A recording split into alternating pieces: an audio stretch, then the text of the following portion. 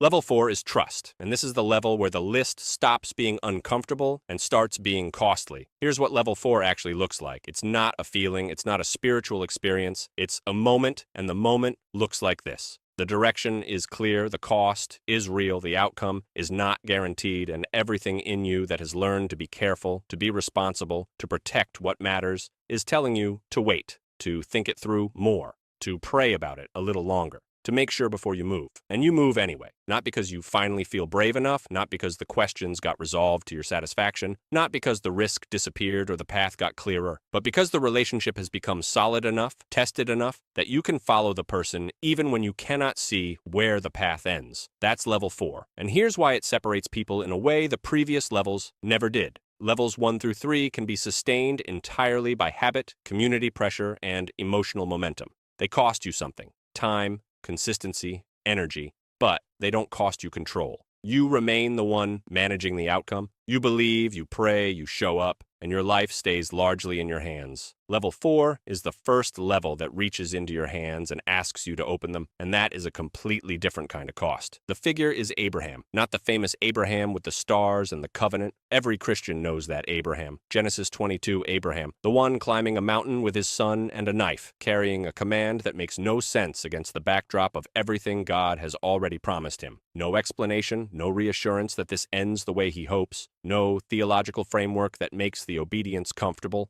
just a man and a God, and decades of relationship that had been built solid enough to hold the weight of a moment like this. And Genesis 22:5 contains one of the most quietly staggering lines in the entire Bible. Before climbing the mountain, Abraham turns to his servants and says, "We will worship, and then we will come back to you." We, both of us. He doesn't know how. He just knows who he's walking with. And that knowing, built through years of following, failing, and finding God faithful anyway, is enough to take the next step. Hebrews 11:17-19 pulls back the curtain on what was underneath that obedience. By faith, Abraham, when God tested him, offered Isaac as a sacrifice. Abraham reasoned that God could even raise the dead. He didn't have a resurrection theology. He had a relationship, proven enough, costly enough, tested enough that he had arrived at a conclusion most Christians intellectually agree with, but very few actually live from. If God said it, God will find a way. That conclusion doesn't come from reading about God. It only forms on the other side of trusting Him when trusting Him cost you something real. And John 14:21 names what that kind of obedience actually produces, and it is not what most people expect. Whoever has my commands and keeps them is the one who loves me. The one who loves me will be loved by my Father, and I too will love them and show myself to them. The showing of himself, not just peace, not just answered prayer, not just a sense that things will work out. Himself revealed in a way that is only accessible through the choosing of costly obedience. You cannot read your way into that.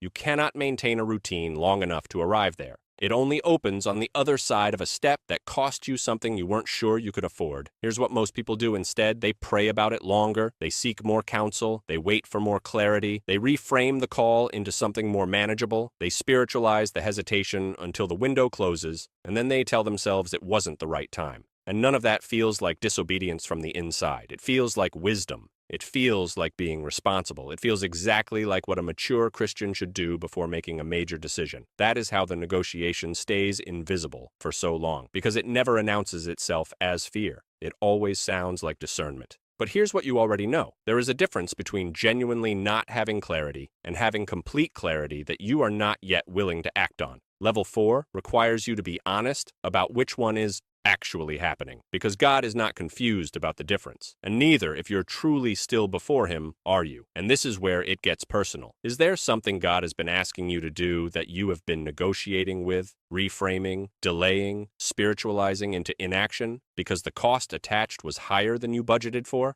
That specific thing is not a coincidence. That is not a personality challenge, or a life circumstance, or a wisdom question requiring more prayer. That is the exact door Level 4 is standing behind. And it has been standing there, waiting, longer than you've been willing to admit. Level 4 is trusting God with your decisions. Level 5 is something more personal than that and more frightening for most people, because Level 5 isn't about what you do. It's about what you bring and what most people have been carefully keeping away from God for years.